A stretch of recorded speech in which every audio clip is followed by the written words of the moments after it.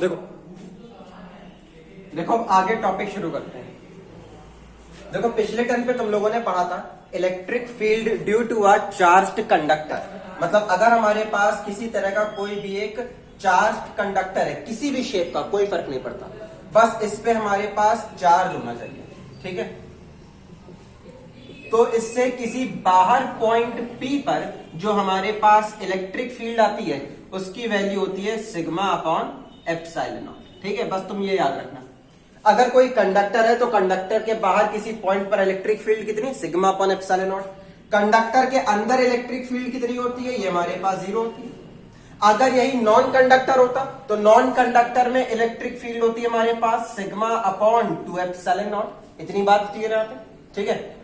अब आगे जरा देखते हैं। नॉन कंडक्टर से तो कोई मतलब नहीं है, बस तुम्हें यहां पर कंडक्टर्स के बारे में ध्यान रखना है कि अगर हमारे पास कोई चार्ज्ड कंडक्टर होगा तो उस कंडक्टर, मतलब ये हमारे पास पूरी बॉडी है, कंडक्टिंग बॉडी, उसके अंदर इलेक्ट्रिक फील्ड 0, उसके बाहर किसी पॉइंट पर इलेक्ट्रिक फील्ड आती है सिग्मा अपॉन एप्सिलॉन नॉट। इतनी बात क्लियर। अब इन्हीं चीजों का यूज करेंगे और कुछ रिजल्ट निकालेंगे। क्या क्या रिजल्ट निकलने हैं देखो जरा पे। सबसे पहले यहां पर बात करेंगे कि force on the charged conductor, कि किसी चार्ज्ड कंडक्टर में फोर्स कितना लग रहा है। फिर यहां पर देखेंगे कि हमारे पास, अगर हमारे पास कोई कंडक्टर चार्ज करा हुआ है, ठीक है, तो उसमें हमारे पास इलेक्ट्रिक फील्ड की एनर्जी कितनी आती है। फिर यहां पर सोप बबल में जाएंगे, ठीक है। तो ध्यान रखना, तुम्हें यहां पे कंडक्टर के बारे में फॉर्मूला पता है, बस तुम्हें उसी को बार बार अप्लाई करना है। चलो देखो अब यहां पे टॉपिक शुरू करते हैं। तो आज का सबसे पहला टॉपिक है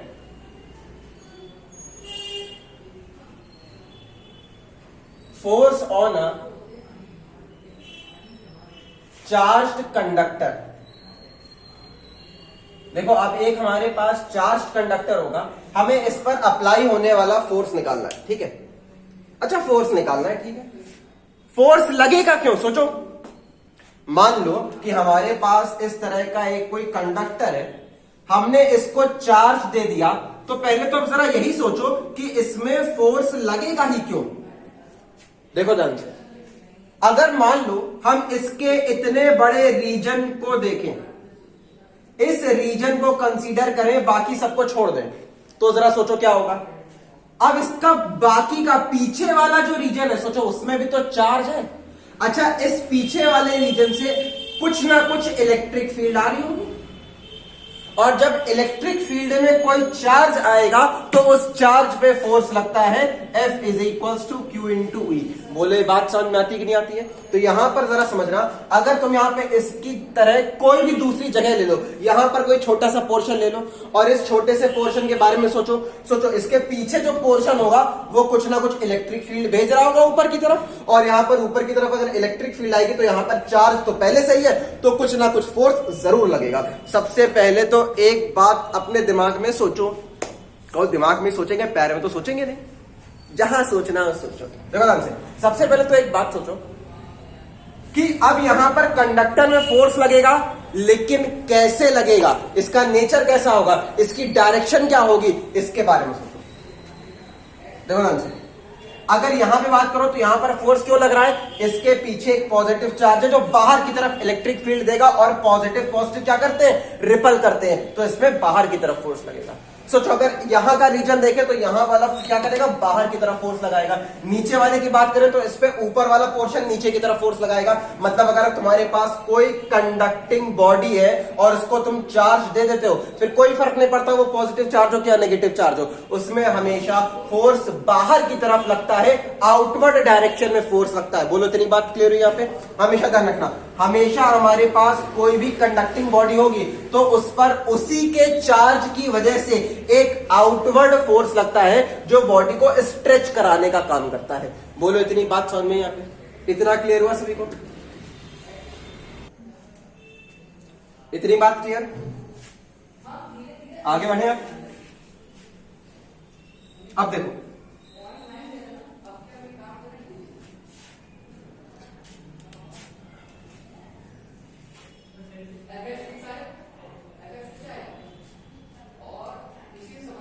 चलो मान लो हमने यहां पर कोई एक कंडक्टर ले लिया, ठीक है, ये एक बॉडी है। ध्यान रखना, कभी ये मत समझना कि ये वायर है, ये पूरी एक बॉडी है, 3D बॉडी, ठीक।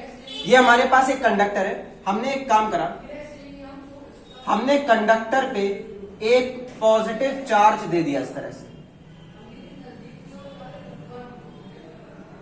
ठीक है। अब बस यहां पर एक काम करना है, कोई भी एक छोटा सा हिस्सा लेना है और उस पर स्टडी स्टार्ट करनी है। तो यहां पर हमने एक काम कर दिया, इस तरह से एक छोटा सा पोर्शन ले लिया। सोचो, अब यहां पर मान लेते हैं कि ये जो छोटा सा पोर्शन है इसका एरिया ds है और यहां पर जो चार्ज होगा वो कितना है dq, ठीक है।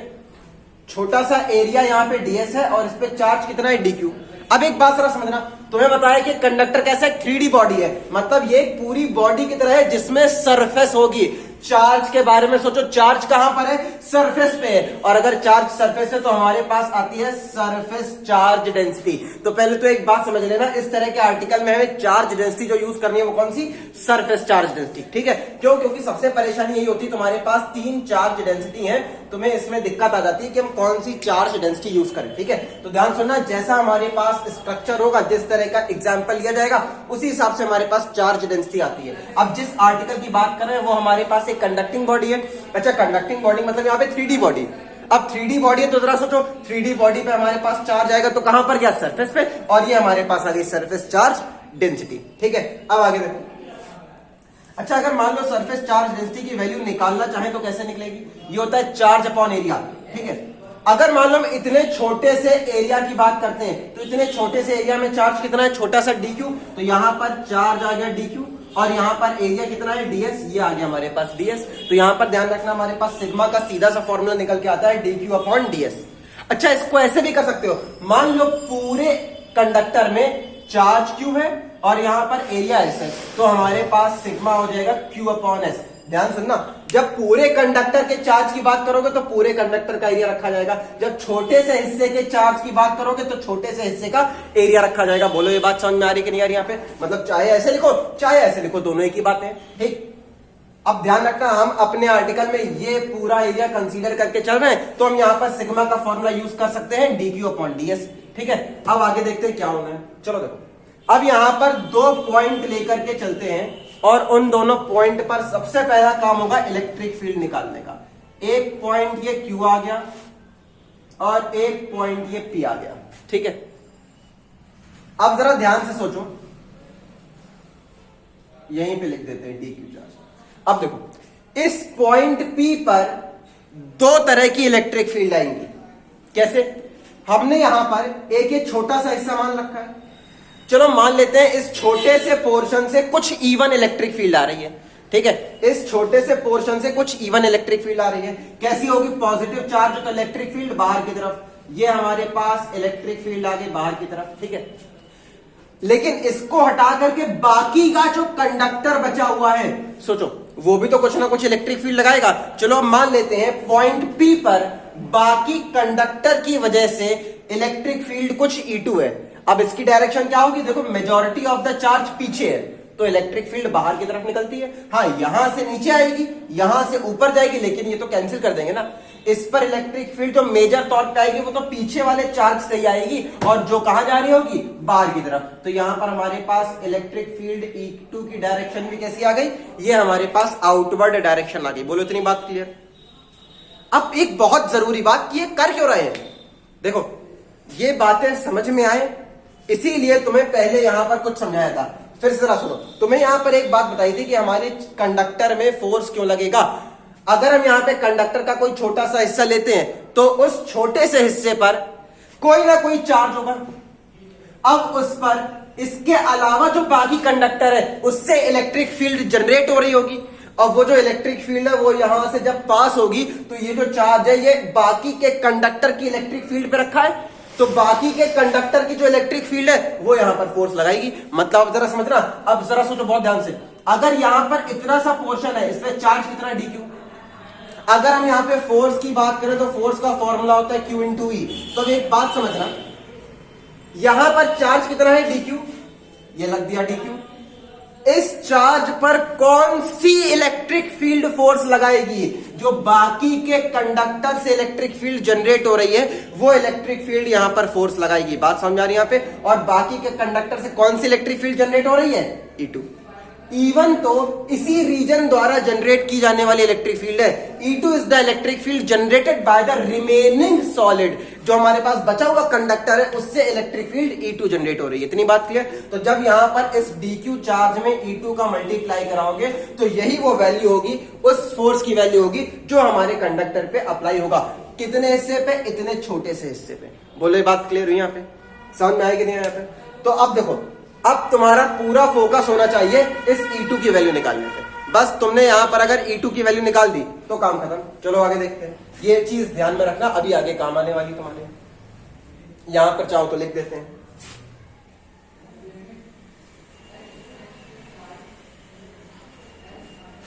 ठीक है, अब देखो ध्यान से, अब पॉइंट Q की बात करते हैं। सोचो पॉइंट Q पर भी दो इलेक्ट्रिक फील्ड आएंगे। ठीक है, अच्छा देखो, एक ही हमारे पास छोटा सा पोर्शन है। इस छोटे से पोर्शन से सोचो पॉजिटिव है, पॉजिटिव से अब यहां इस तरफ इलेक्ट्रिक फील्ड जाएगी। सोचो जरा, ये पॉजिटिव चार्ज है, पॉजिटिव चार्ज से इस तरफ इलेक्ट्रिक फील्ड जा रही है, तो हमारे पास यहां पर E1 की जो डायरेक्शन आ गई वो तो इस तरफ आ गई। अच्छा, अब जो बाकी सॉलिड है उससे इलेक्ट्रिक फील्ड की डायरेक्शन कहां होगी? बाकी सॉलिड से इलेक्ट्रिक फील्ड की डायरेक्शन ये आ गई हमारे पास। सोचो जरा ध्यान सुनना, अगर हम ऊपर और नीचे वाले चार्ज की बात करें तो इनकी इलेक्ट्रिक फील्ड तो एक दूसरे को लगभग कैंसिल कर देंगी, लेकिन यहां का जो चार्ज होगा वो तो कुछ ना कुछ इलेक्ट्रिक फील्ड जनरेट करा रहा होगा। तो यहां पर जरा समझना, पॉइंट के ऊपर ये जो छोटा सा पोर्शन है ये लेफ्ट साइड में इलेक्ट्रिक फील्ड जनरेट करा रहा होगा, और ये जो हमारे पास पीछे वाला हिस्सा है ये राइट साइड में इलेक्ट्रिक फील्ड जनरेट करा रहा होगा। इतनी बात क्लियर? अब ध्यान सुनो, अब एक एक पॉइंट की बात करते हैं। पहले पॉइंट P फिर पॉइंट Q पे आएंगे। तो यहां पर हमारे पास सबसे पहले आया एट पॉइंट P। ठीक है, अब देखो, जब पॉइंट P की बात करेंगे तो जरा सुनना ध्यान से। पॉइंट P पर इलेक्ट्रिक फील्ड का फॉर्मूला तुम्हें पता है कि किसी कंडक्टर से अगर तुम इलेक्ट्रिक फील्ड निकालोगे किसी बाहर के पॉइंट पर तो फॉर्मूला होता है हमारे पास सिग्मा अपॉन एप्सिलॉन नॉट। सबसे पहले बताओ, यही तो दिखाया था तुम्हें पिछले टर्म पे जो पढ़ा था वही चीज तो सबसे पहले रिवाइज करवा के लाए थे। तो हमारे पास बाहर पॉइंट पर कोई भी कंडक्टर है अगर, तो बाहर पॉइंट पर इलेक्ट्रिक फील्ड की वैल्यू होती है सिग्मा अपॉन एप्सिलॉन नॉट। अब सोचो यहां पर इलेक्ट्रिक फील्ड दिख कौन कौन सी रही है? एक तो E1, एक दूसरी E2। अच्छा ध्यान सोचो, दोनों सेम डायरेक्शन में है। अगर दोनों सेम डायरेक्शन में तो ये जो वैल्यू आ रही है वो कैसे आ रही है? वो हमारे पास E1 और E2 को ऐड करने पर ही तो आ रही है। बोलो जरा ध्यान से।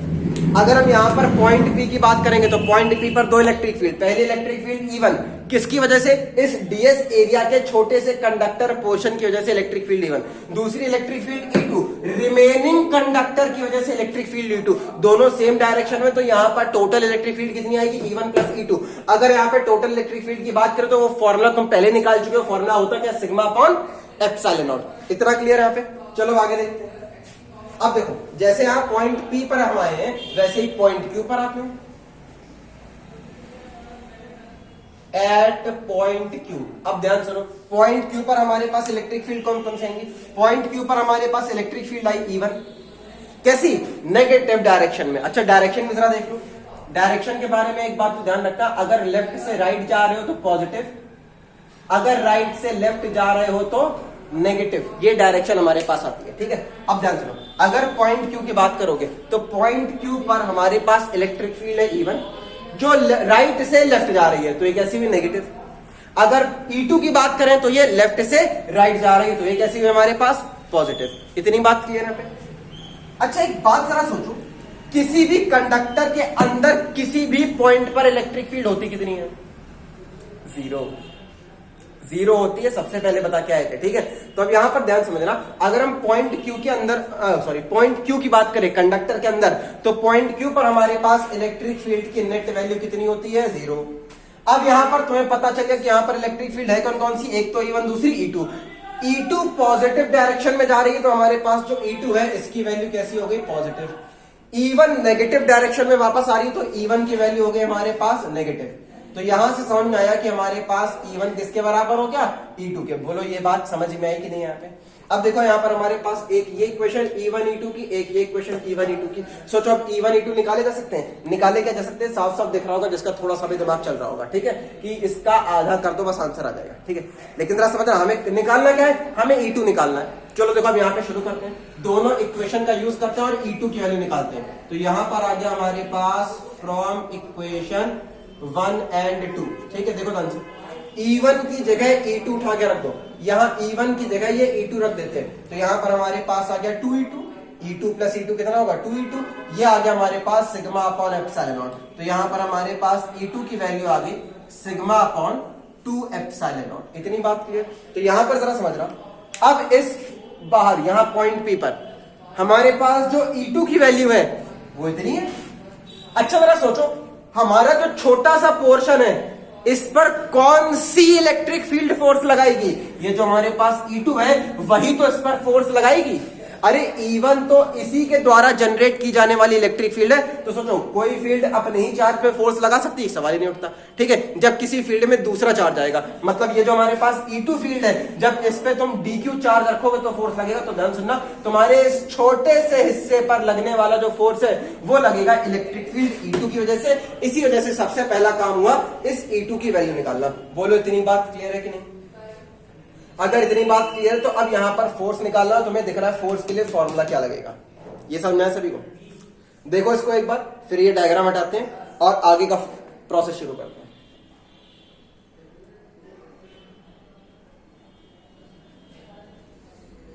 हो गया, आगे बढ़े।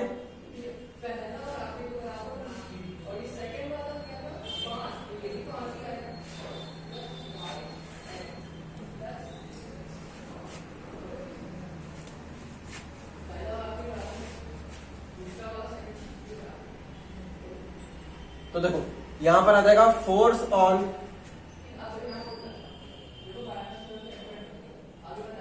Conductor of surface area ds, ठीक है। Force on conductor of surface area ds, मतलब जिसका सरफेस एरिया ds है उस पर फोर्स कितना आएगा, ठीक है। अब यहां पर हमारे पास जो फोर्स है ये डिपेंड करेगा इस पर चार्ज कितना है, और यही तो हम मान के आए थे कि इस ds एरिया पर चार्ज कितना होगा dq, और इस पर जो फोर्स लगेगा वो किसकी वजह से? इलेक्ट्रिक फील्ड E2 की वजह से। तो बस यहां पर आप E2 की वैल्यू रख दो, तो यहां पर जो F आ रहा है, यहां पर जरा देखो, ये हमारे पास आ गया dq और हमारे पास E2 की वैल्यू आ गई सिग्मा अपॉन 2 एप्सिलॉन नॉट। बोलो ये बात समझ में आई कि नहीं? इतना क्लियर हुआ सभी को? देखो जल्दी से,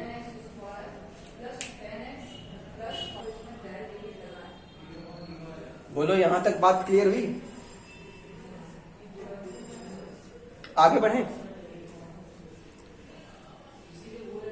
अब देखो ध्यान से, यहां तक अगर फॉर्मूला क्लियर हो गया है तो अब तुम्हें बस ये समझना चाहिए कि क्या कभी कोई फॉर्मूला DQ के फॉर्म में रख सकते हो? नहीं। अब देखो जितना समझने वाला पोर्शन था सब हो गया, अब यहां पर केवल थोड़ी सी कैलकुलेशन रखी है बेकार की। देखो ध्यान से, अब यहां पर तुम्हें पता है, तुम्हें पहले ही बता दिया था कि तुम्हें यहां पे क्या करना पड़ेगा, सिग्मा का फॉर्मूला यूज करना पड़ेगा। सिग्मा का फॉर्मूला होता है DQ अपॉन DS। अच्छा यहां पर DQ हटाना है, DQ हटाना तो क्या कर देंगे, DS यहां मल्टीप्लाई करा तो सिग्मा इंटू DS आ जाएगा हमारे पास। तो यहां पर हमारे पास आ रहा है DQ बराबर हो जाएगा सिग्मा इंटू DS। ये उठा करके लगा दो तो हमारे पास फोर्स की वैल्यू आएगी। देखो ध्यान से, जब रखोगे तो सिग्मा और एक ये सिग्मा, तो ये हो गया हमारे पास sigma square ds upon 2 epsilon naught. इतनी बात क्लियर होगी यहाँ पे। अब एक बात और समझना, यहां पर तुमने रख तो दिया है सिग्मा। अच्छा जरा सोचो, ये क्या है, ये हमारे पास कंडक्टर पे लगने वाला फोर्स है, लेकिन कितने पोर्शन पे? जो हमारा कंडक्टर ds एरिया का था केवल उसी पे ही तो फोर्स लग रहा है। अगर हम यहां पर एक काम कर दें, ds से डिवाइड करा दें तो हमारे पास आ जाएगा force acting per unit area, ठीक है। तो यहां पर हमारे पास आएगा फोर्स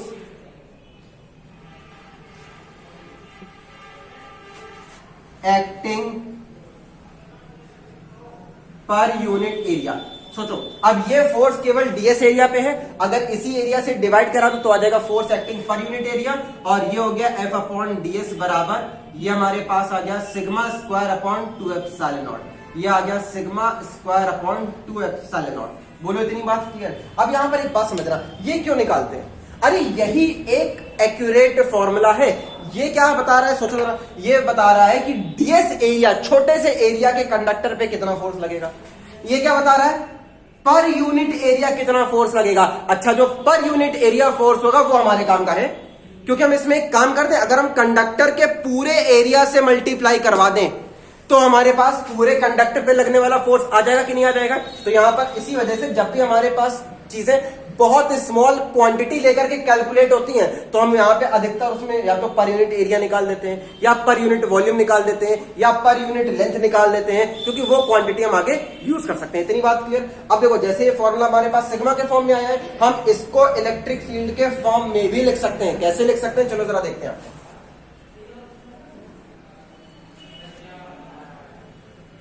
चलो मान लेते हैं कि हमारे कंडक्टर द्वारा जो इलेक्ट्रिक फील्ड जनरेट हो रही है टोटल, ठीक है ध्यान सुनना, हमारे कंडक्टर द्वारा जो टोटल इलेक्ट्रिक फील्ड जनरेट हो रही है वो ई है। ठीक है, क्या if E is the total electric field, ध्यान से सुन लो, ये क्या है, इलेक्ट्रिक फील्ड लिखा है E F, total electric field generated by conductor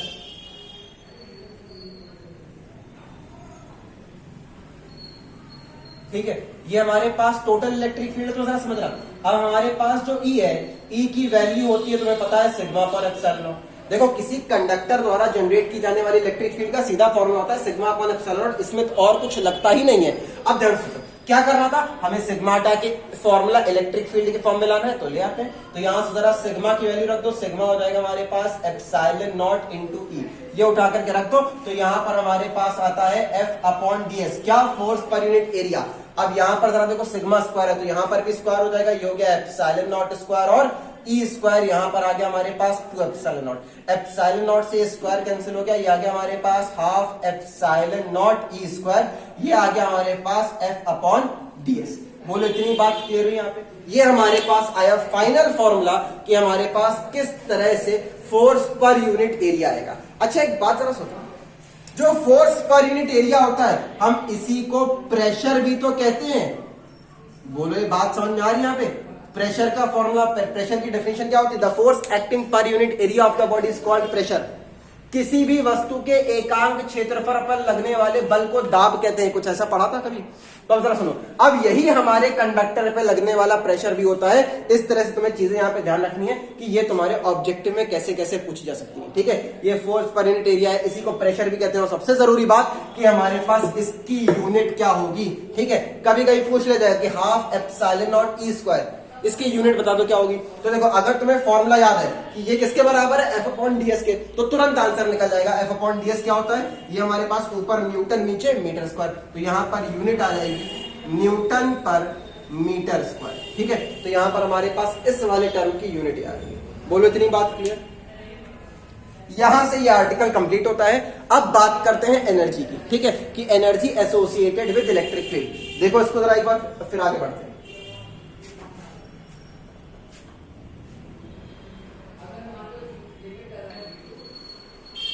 आगे बढ़े, देखो आप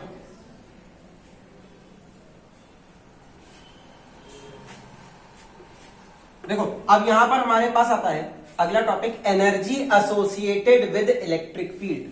ठीक है, देखो ध्यान से, अब अगला टॉपिक आएगा energy associated with electric field.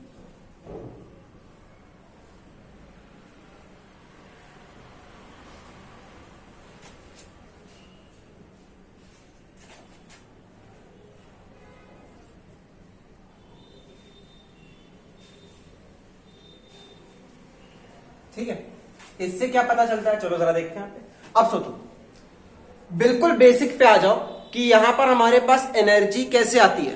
बचपन से 11th क्लास से जो पढ़ते आ रहे हो, एनर्जी हमेशा तब आती है जब बॉडी पर किया जाने वाला वर्क निकाल देते हैं। और सोचो वही वर्क तो बॉडी की एनर्जी के फॉर्म में स्टोर होता है। तो बस हमें एक काम करना है कि इस इलेक्ट्रिक फील्ड की वजह से जो वर्क हो रहा है वो वर्क निकाल लेना है, और वही वर्क हमारे पास एनर्जी के फॉर्म में स्टोर हो जाएगा।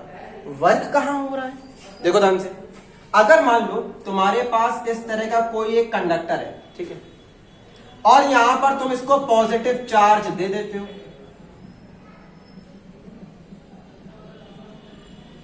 ठीक है, यहां पर तुमने पॉजिटिव चार्ज दे दिया, तो अब सोचो क्या होगा। अब इस पे बाहर की तरफ फोर्स लगेगा। अच्छा, अगर एक कंडक्टर बहुत सॉलिड है, बहुत मजबूत है, तो ये बाहर की तरफ इंक्रीज नहीं करेगा। लेकिन अगर मान लो ये एक बहुत पतली फॉइल का, जैसे तुम्हारे घरों में एल्यूमिनियम फॉइल होती है, मान लो बिल्कुल वैसी ही एक फॉइल से बना है, अगर ये फॉइल से बना है तो अब थोड़ा सोचो चार्ज दोगे तो ये तो फैलने लगेगा, क्यों, बाहर की तरफ इसमें फोर्स लग रहा है। और अगर फोर्स लगेगा तो जरा सोचो अब इसका जो साइज होगा, चलो मान लेते हैं ये साइज क्या हो गया, कुछ फैल गया। बोलो पहले तो ये बात पॉसिबल है कि नहीं है, बात समझ आ रही है यहाँ पे। अच्छा ये कितना फैल गया, चलो यहां पर मान लेते हैं कि ये जो डिस्टेंस है इसने dx ट्रेवल कर ली, ठीक है, इसने दूरी कितनी ट्रेवल कर ली, dx, ठीक है। अब एक बात समझना, इस पे बाहर की तरफ फोर्स लग रहा है F, इसमें डिस्प्लेसमेंट हो रहा है dx, तो क्या लगता है फोर्स निकाल सकते हो, सॉरी वर्क निकाल सकते हो। वर्क का फॉर्मूला होता है फोर्स इनटू डिस्प्लेसमेंट। तो यहां पर हमारे पास जो वर्क आएगा, एक छोटा सा वर्क आएगा, वो कैसे आ जाएगा, F इंटू dx। पहले तो ये बात तुम्हारे समझ में आनी चाहिए, कैसे, देखो ध्यान से, अगर छोटा सा डिस्प्लेसमेंट dx मानोगे तो एक छोटा सा वर्क dw आएगा, कैसे आएगा, अगर ये फोर्स लगा तो इसमें डिस्प्लेसमेंट पॉसिबल है, और अगर डिस्प्लेसमेंट पॉसिबल है तो कुछ ना कुछ वर्क भी जरूर होगा। बोलो ये बात समझ में ही नहीं है, इतना क्लियर हुआ। अब देखो यहाँ पे, अगर तुम अपने दिमाग में ये मान के चलोगे कि एक कंडक्टर है, कंडक्टर स्टेनलेस स्टील का बनता है, तो नहीं सोच पाओगे क्या स्टेनलेस स्टील को क्या छोटा सा चार्ज क्या एक्सपेंड करा पाएगा, सवाल ही नहीं उठता। अब ये मान के चलो कि बहुत पतली सी एक कंडक्टिंग फॉइल है, बस अगर ये फॉइल है तो उस पर चार्ज दोगे तो फॉइल क्या करेगी, हल्का सा एक्सपेंड करेगी, और ये इतना भी नहीं, बहुत हल्का सा, माइन्यूट, ठीक है। तो अगर इस तरह से एक्सपेंशन होगा तो हमारे पास वर्क आएगा, वर्क बराबर होता है फोर्स इनटू डिस्प्लेसमेंट। अब फोर्स की वैल्यू क्या होगी, देखो तुमने फोर्स का अभी अभी फॉर्मूला निकाला है, F अपॉन ds बराबर half epsilon naught E square. तो एक काम करते हैं, अगर हम इस ds को यहां पर ले आए तो फोर्स की वैल्यू आ रही कि नहीं आ रही यहाँ पे, तो यहां पर बस अब एक काम करना है, हमें F की वैल्यू रखनी है। F आ जाएगा work half epsilon naught E square into ds। ये उठा करके रख दो तो हमारे पास dw आ गया, ये हमारे पास dw आ जाएगा half epsilon naught E square ds, और ये जो dx देख रहे हो ये भी वहीं पे है। इतनी बात क्लियर। अब एक बात बताओ, ds इंटू dx देख करके किसका दिमाग चला, ये देख करके क्या बात समझ आ रही है, ये वैल्यू क्या दिख रही है तुम्हें, देखो जिसको जिसको ये वैल्यू वॉल्यूम दिख रही है उसका दिमाग ठीक चल रहा है, ठीक है।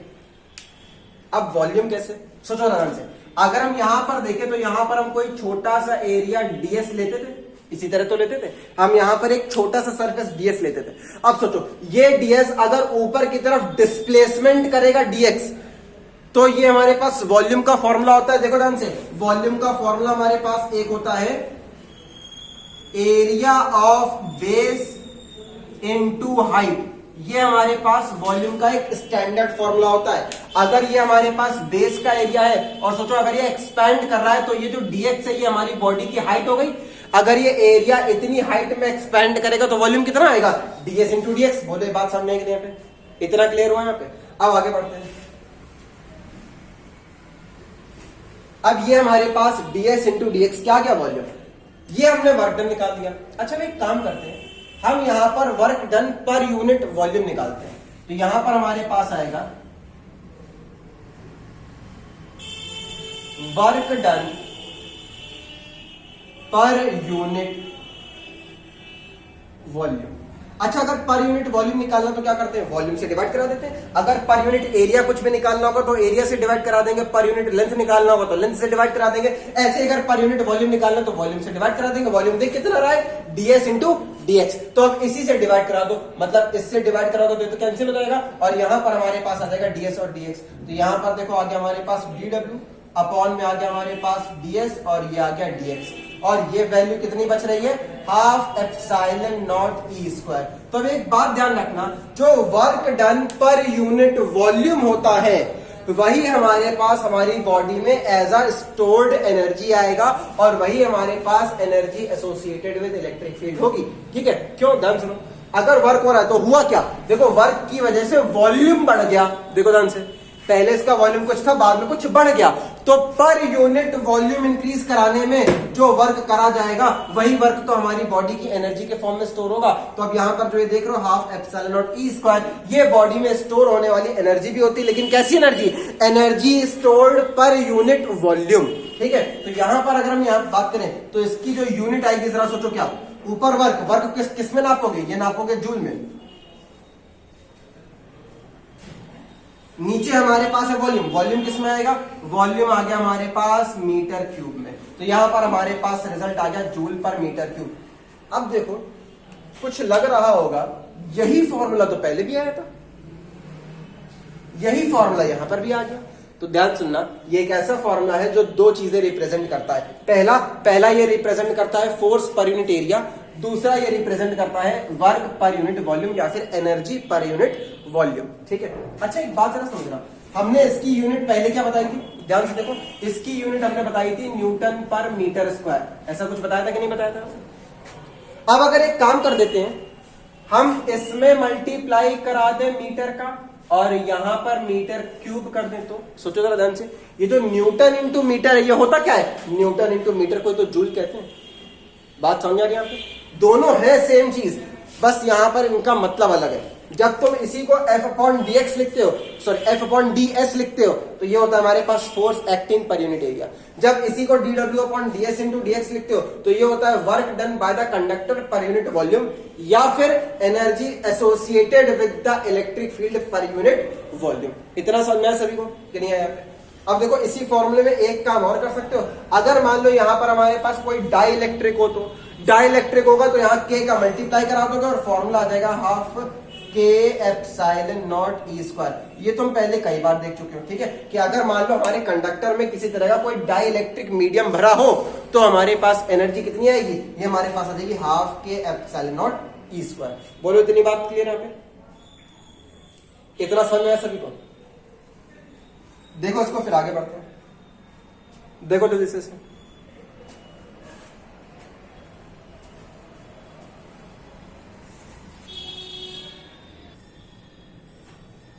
हटा दे, याद रखोगे इस फॉर्मूले को, याद रखना half epsilon naught E square, ये हमारे पास force acting per unit area भी बताता है और यही हमारे पास energy associated per unit volume को भी बताता है। इतनी बात क्लियर है?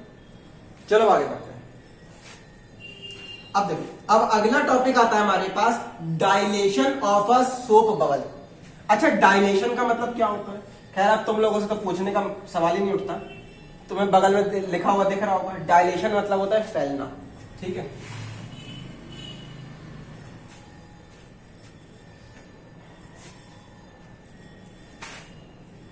तो अब अगला टॉपिक आता है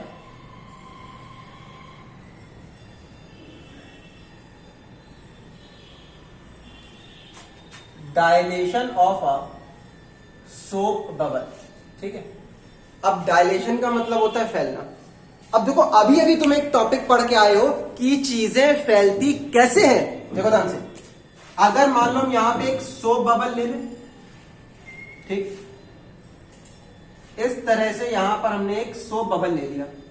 अब ध्यान से सुनो, क्या अगर इस सोप बबल में हम कोई चार्ज दे दें, ठीक है, अगर यहां पर हम कोई चार्ज दे दें तो अब जरा सोचो क्या होगा। अभी अभी देख के आयो कि अगर किसी कंडक्टर पे चार्ज आएगा तो वो कंडक्टर को एक्सपेंड कराता है, बिल्कुल वैसे ही अगर सोप बबल पे तुम कोई चार्ज दे दोगे तो ये सोप बबल को एक्सपेंड करवाएगा। ये बात समझ में यहाँ पे, यहां से हमारे सोप बबल में क्या होगा? एक्सपेंशन होगा, और एक्सपेंशन मतलब फैलना होता है, और यही चीज हम यहां पर देख रहे हैं, डायलेशन। अब यहां पर देखेंगे कि इस डायलेशन की वजह से क्या क्या चेंज आते हैं हमारे सोप बबल में। सबसे पहला चेंज देखेंगे कि इसकी जो सरफेस टेंशन होती है, ठीक है, पृष्ठ तनाव जो तुमने पढ़ा होगा, यहां पे जो सरफेस टेंशन होती है इसमें क्या चेंज आता है। ठीक है, सबसे पहली प्रॉपर्टी यही है। अच्छा एक बात जरा बताओ, बहुत ध्यान सुना, बहुत ध्यान से। यहां पे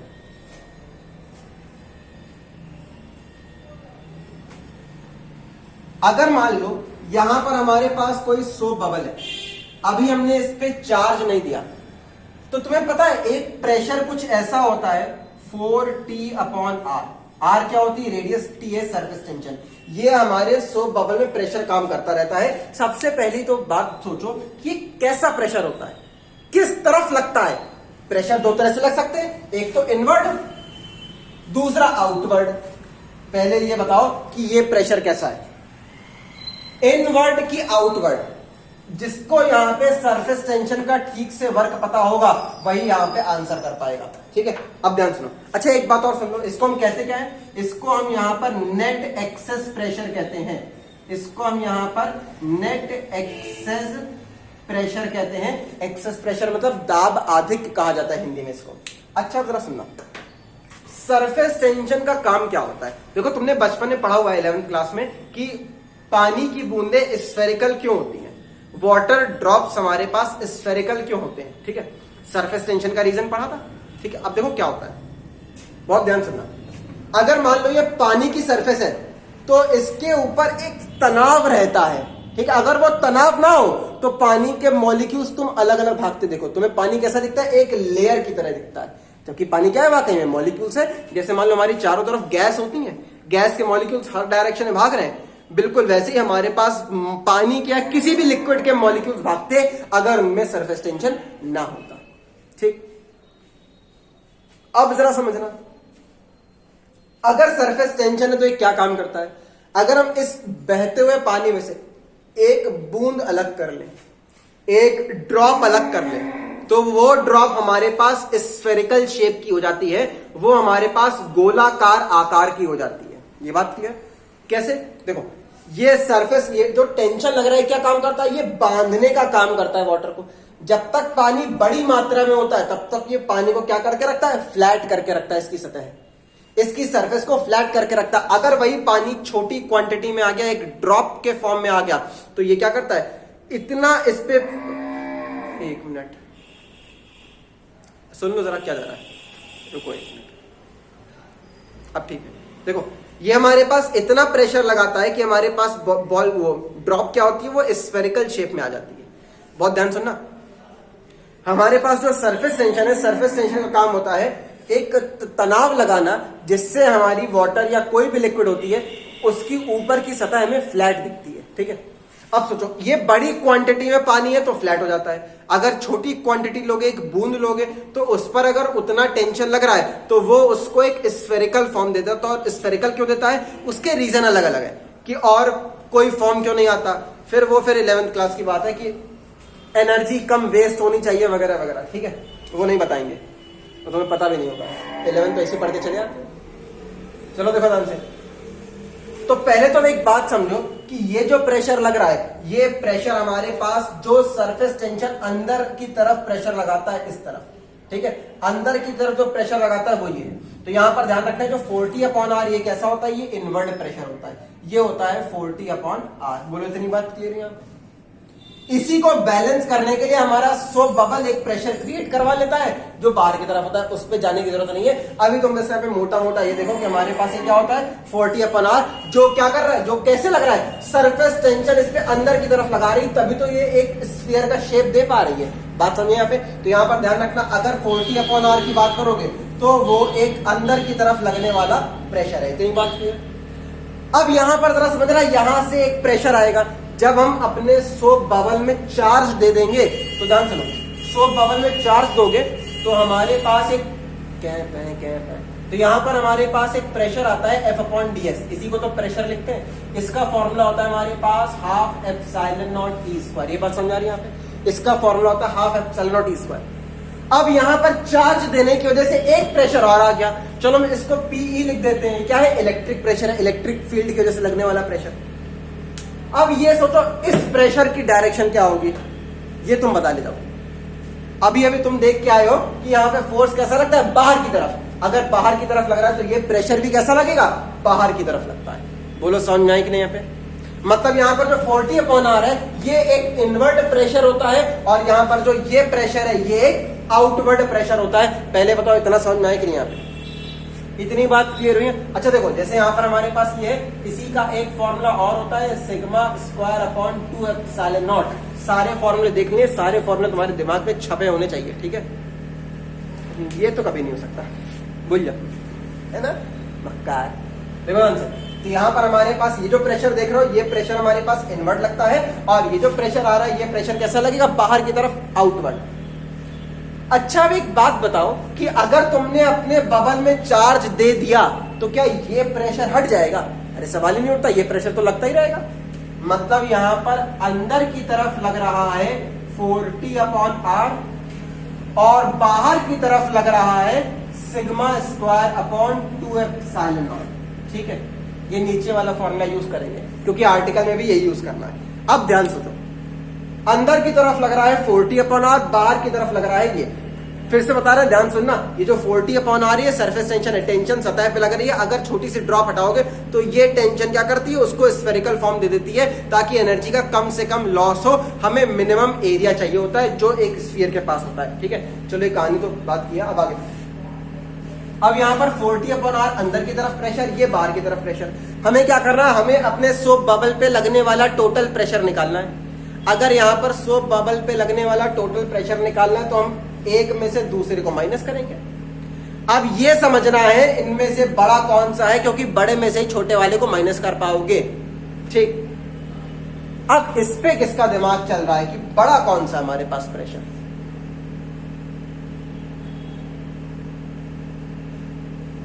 देखो ध्यान से, ये जो 40/R है, ये प्रेशर तब तक लगेगा जब तक हमारी ड्रॉप स्फीयर के शेप में है। सोचो, जब तक ये स्फीयर के शेप में है तभी तक तो इसमें रेडियस है और तभी तक तो हमारे पास ये प्रेशर लग पाएगा। और अगर ये फ्लैट हो गई तो, ये जो वाटर ड्रॉप देख रहे हो फ्लैट हो गई तो क्या कोई रेडियस रहेगी? नहीं रहेगी, ये आर इनफाइनाइट हो जाएगा। सोचो जरा ध्यान से, बॉल को फ्लैट करके देखो, रेडियस इनफाइनाइट और ये प्रेशर 0। बात समझे यहाँ पे? तो ध्यान सुनना, जब तक ये प्रेशर लग रहा है तब तक एक बात तो कंफर्म है कि हमारी बॉल स्फीयर शेप में रहेगी। अच्छा जरा सुनना, ये बाहर की तरफ प्रेशर लगा लेकिन इसने बॉल का शेप नहीं बिगाड़ा। क्यों नहीं बिगाड़ा? क्योंकि इसकी वैल्यू 40/R से कम होगी। बात समझे यहाँ पे? देखो ध्यान से, एक अंदर की तरफ प्रेशर लग रहा है, हम दूसरा प्रेशर लेकर के आए बाहर की तरफ, और हमें इतना पता है कि अगर अंदर की तरफ लगने वाला प्रेशर 0 हो जाए तो हमारी जो बूंद है ये फ्लैट हो जाएगी, या जो हमारा बबल है, सोप बबल जो कुछ भी है कोई फर्क नहीं पड़ता। अगर ये सोप बबल है तो सोप बबल भी क्या होगा हमारे पास, फ्लैट हो जाएगा, फूट जाएगा। ठीक है, लेकिन अब यहां पर जब ये जो बाहर लगने वाला प्रेशर है, अगर ये प्रेशर इससे कम हुआ, बाहर लगने वाला प्रेशर अगर अंदर लगने वाले प्रेशर से कम हुआ तो इसके साइज में तो फर्क आएगा लेकिन ये कभी फ्लैट नहीं हो पाएगा। बोलो ये बात समझ में आ रही कि नहीं आ रही? यहाँ पे मतलब यहां से एक बात समझ में आती है कि 40/R ये एक बड़ा प्रेशर है σ²/2ε0 से। बोलो इतनी बात क्लियर? तो अगर हम यहां पर नेट प्रेशर निकालना चाहें, नेट एक्सेस प्रेशर, तो कैसे आएगा? बड़े वाले प्रेशर में से छोटे वाले को माइनस कर देंगे। ठीक है, चलो देखो ध्यान से,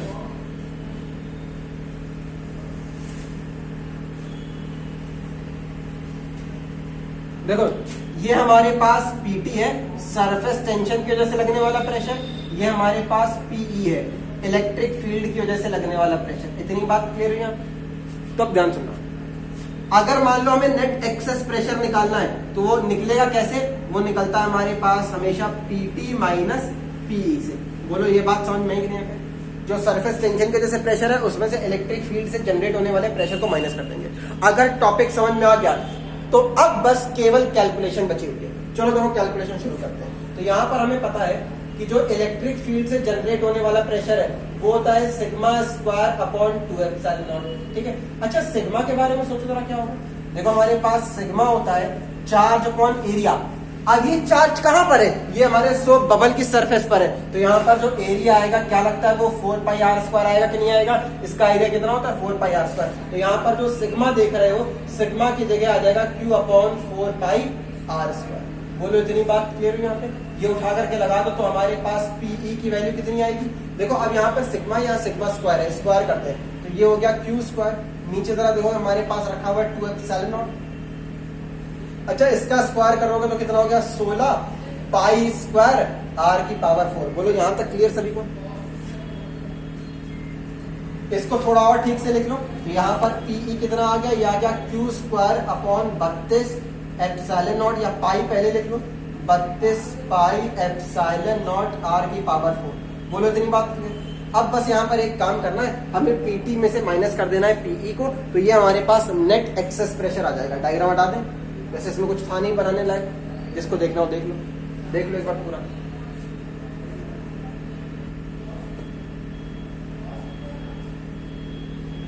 हटा दें।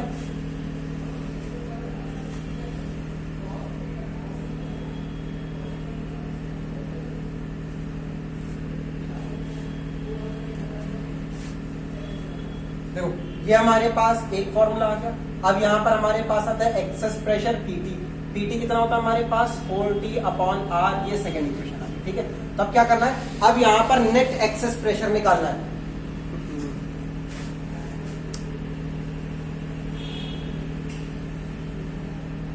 देखो अब यहां पर नेट एक्सेस प्रेशर आएगा,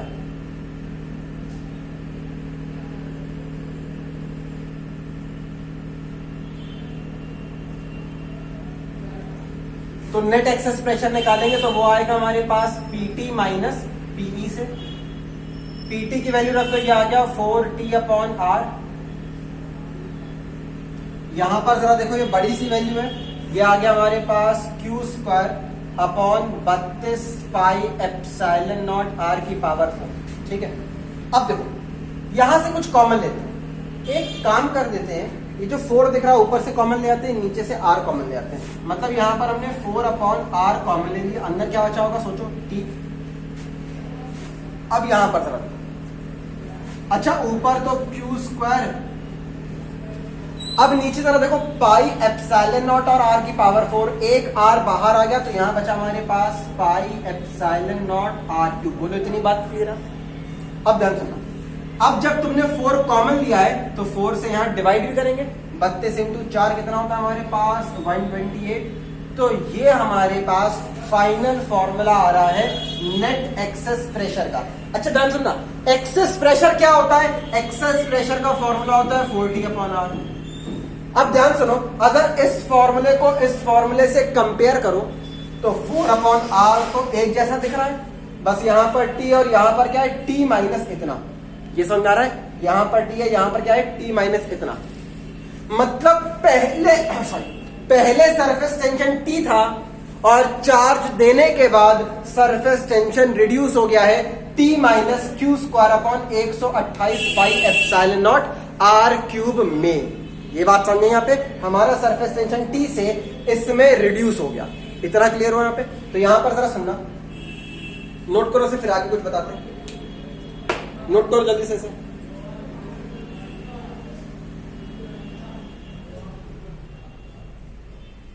हो गया, आगे बढ़े। ध्यान से देखो, अब एक बात ध्यान रखना, यहां पर क्वेश्चन पूछा जाता है कि अगर हम यहां पर अपने बबल में Q चार्ज दे दें तो सरफेस टेंशन में क्या चेंज आएगा। तो ध्यान रखना, हमारी सोप की सरफेस टेंशन T से रिड्यूस हो जाती है T minus Q²/128 pi epsilon not R³ में। इसमें यहां पे T से ये यहां तक पहुंच जाती है। अगर पूछा जाए कितना चेंज आ रहा है तो चेंज देखो, पहले T था, फिर बचा कितना T माइनस इतना, मतलब जितना माइनस करा वही तो चेंज आ रहा है। अगर चेंज पूछा जाए सरफेस टेंशन में तो जो चेंज आएगा वो हमारे पास होता है Q²/128 pi epsilon not R³। बोलो इतनी बात की, हमारे सोप की सरफेस टेंशन T से यहां तक पहुंचती है और उसमें चेंज कितना है, जितना माइनस करोगे वही तो चेंज को बताएगा यहाँ पे। तो ये हमारे पास सरफेस टेंशन में होने वाला चेंज आता है।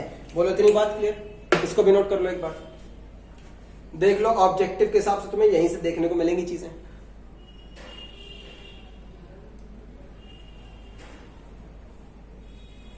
हटा दो, देखो आगे। अब एक बात जरा सुनना, देखो तुम्हारी पहली यूनिट लगभग खत्म हो गई है, ठीक है। सबसे बड़ी यूनिट थी, बाकी की यूनिट बहुत छोटी छोटी हैं। 1/3 किताब कंप्लीट हो गई है, बस ये समझ लो 300 पेजेस में से 100 पेज तुमने कर लिए बुक के, ठीक है। अब ध्यान सुनना, तुम्हारे इंटर के जो बेसिक से फॉर्मूलाज थे कुछ, ठीक है, उनको मत छोड़ना। एक बार इंटर के पेजेस पलट लेना, ऑब्जेक्टिव पेपर है, कुछ भी पूछा जा सकता है और हर बार पूछा जाता भी है, ठीक है। वो अलग अलग टाइप के क्वेश्चंस बना बना के पूछते भी और बहुत आसान पूछते हैं। एक बार तुम सिलेबस देख लोगे इंटर का पूरा, ठीक है, शुरुआत की 4-5 चैप्टर केवल, ठीक है, यूनिट भी नहीं, 4-5 चैप्टर्स देख लोगे इलेक्ट्रोस्टैटिक्स में से, तो तुम्हारे सारे क्वेश्चन सॉल्व रहेंगे। एक भी क्वेश्चन बहुत टेक्निकल नहीं होता, इतना सा होता है कि अगर तुम्हें पुराना सिलेबस तुम्हारे माइंड में कहीं है तो तुम क्वेश्चन अटेम्प्ट कर ले जाओगे, ठीक है। देखो ध्यान से, जैसे हमारे पास इलेक्ट्रिक फील्ड का फॉर्मूला होता है, ठीक है। अगर यहाँ पर हमारे पास डाइपोल है तो डाइपोल से electric field and on position पे आती है, ब्रॉड साइड ऑन पोजीशन पे आती है, जनरल पोजीशन पे आती है, इसी तरह से पोटेंशियल निकल करके आते हैं। ये सारे फॉर्मुलास वगैरह एक बार देख लेना, ठीक है। हम बता नहीं रहे यहाँ पे, आसान से है, देख लेना। 1/4πε0 2p/r3 p/r3, यहाँ पर पोटेंशियल 0 हो जाता है, यहाँ पर कुछ पोटेंशियल निकलता है। जनरल पोजीशन पर हमारे पास पोटेंशियल का फॉर्मूला निकलता है, इलेक्ट्रिक फील्ड का फॉर्मूला निकलता है, जनरल पोजीशन थीटा एंगल पे होते हैं। ये सारे फॉर्मूले देख लेना, और अगर किसी के पास ना लिखे हो, ठीक है, तो फिर हमें मैसेज करके बता देना, हम लिखवा देंगे अगले टाइम के साथ, ठीक। चलो बाकी फिर अगले टाइम पे